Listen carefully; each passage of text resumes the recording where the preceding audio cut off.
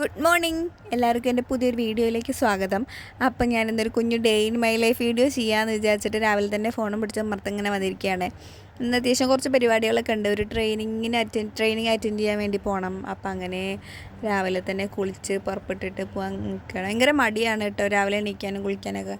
തീരെ ഇപ്പോൾ കുറേ ആയിട്ട് ചെയ്യാത്ത പരിപാടി ആയതുകൊണ്ട് ഭയങ്കര മടിയാണ്.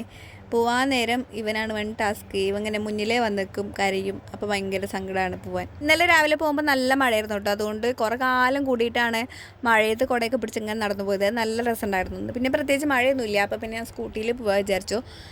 സ്കൂട്ടിയിൽ ചെപ്പശ്ശേരി വരെ ഒന്നും പോകില്ല കേട്ടോ. യാത്രയ്ക്ക് ഒരു സൈഡിൽ ഒതുക്കി നിർത്തും, എന്നിട്ട് ബസ്സിനാണ് പോവുക. എന്നിട്ട് ഇവിടെ കുറച്ചും കൂടി നടന്നാൽ അവിടെ ബസ് സ്റ്റോപ്പാണ്. ഞാൻ ബസ് സ്റ്റോപ്പിൽ കുറച്ചധികം നേരം നിന്നിട്ട് അപ്പം നല്ല ഭംഗിയിൽ ബോഗൻവില്ല പൂത്തൊക്കെ ഉണ്ട്. ഇവിടുന്ന് ഒരു ചേച്ചിയും കൂടി ഉണ്ട്. ഞങ്ങൾ രണ്ടുപേരും കൂടിയേ പോവുക. ഭാഗ്യം കൊണ്ട് രാവിലെ കയറിയ ബസ്സിൽ സീറ്റും കിട്ടി. രാവിലെ തന്നെ സീറ്റ് ഇല്ലാത്ത ബസ്സിൽ കയറിയിട്ട് ചടച്ച് പോവുക ഭയങ്കര മടിയാണ്. എന്തോ ഭാഗ്യത്തിന് സീറ്റ് കിട്ടി. അങ്ങനെ പാട്ടും കേട്ടിട്ട് ചെപ്പശ്ശേരി എത്തി. ചെപ്പശ്ശേരി വിവേകാനന്ദ വിദ്യാനികേതനിൽ വെച്ചിട്ടാണ് ട്രെയിനിങ്. NIOS സ്കൂൾ ടീച്ചേഴ്സിൻ്റെ ട്രെയിനിങ് ആയിരുന്നു. എനിക്കിത് ഫസ്റ്റത്തെ എക്സ്പീരിയൻസ് ആണ്. ഞാൻ ടീച്ചിങ് ഫീൽഡുമായിട്ട് യാതൊരു ടച്ചും ഇല്ലാത്ത ഒരാളാണ്. അങ്ങനെ ഒരു വേക്കൻസി വന്നപ്പോൾ കയറിയതാണ് വിദ്യാനികേതനിൽ.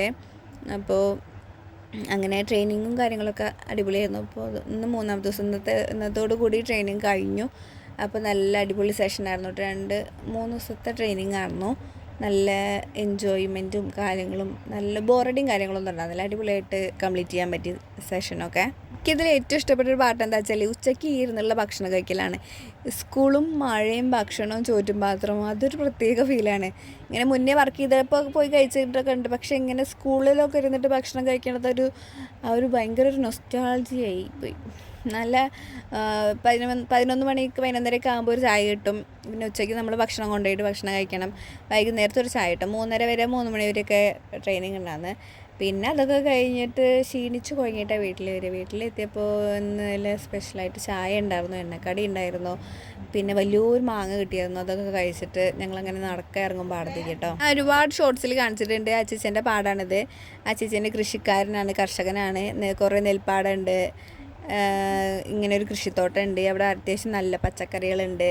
പിന്നെ നമ്മളെ നാട്ടിൽ നായ്ക്കളുടെ ശല്യം നല്ല കൂടുതലാണ് കേട്ടോ. അപ്പോൾ ഞങ്ങളിങ്ങനെ വൈകുന്നേരത്ത് ഇവളെ കൂട്ടാൻ വേണ്ടിയിട്ട് പോയതാണ്. പാടത്തു കൂടെ നടന്നു വരുമ്പോൾ നായ്ക്കൾ വന്നാലും വെച്ചിട്ട് പോയതാണ്.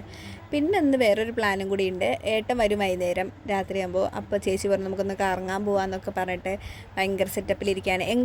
എങ്ങോട്ടാ എന്താണെന്നൊന്നും പറഞ്ഞിട്ടില്ല, പോവാം എന്നേ പറഞ്ഞിട്ടുള്ളൂ. അങ്ങനെ ഒരു 7 മണിയൊക്കെ ആയപ്പോൾ ഏട്ടൻ വന്നു. ഞങ്ങളെല്ലാവരും കൂടി ചാടി വണ്ടി കയറി. എങ്ങോട്ടാ എന്താണെന്നൊന്നും പ്ലാനില്ല കേട്ടോ. ഫുഡ് കഴിക്കണം, അതായിരുന്നു മെയിൻ. അങ്ങനെ നല്ലൊരു ഹോട്ടൽ തപ്പി ഞങ്ങൾ മഞ്ചേരി എത്തി. നല്ല അൽഫാമും മന്തിയൊക്കെ കഴിച്ചിട്ട് ഞങ്ങളങ്ങനെ അവിടെ നിന്ന് വിട്ടു. പിന്നെ നേരെ വല്യമ്മയുടെ വീട്ടിൽ പോയിട്ട് അവർക്ക് രാത്രിയിൽ നല്ലൊരു സർപ്രൈസും കൊടുത്തു.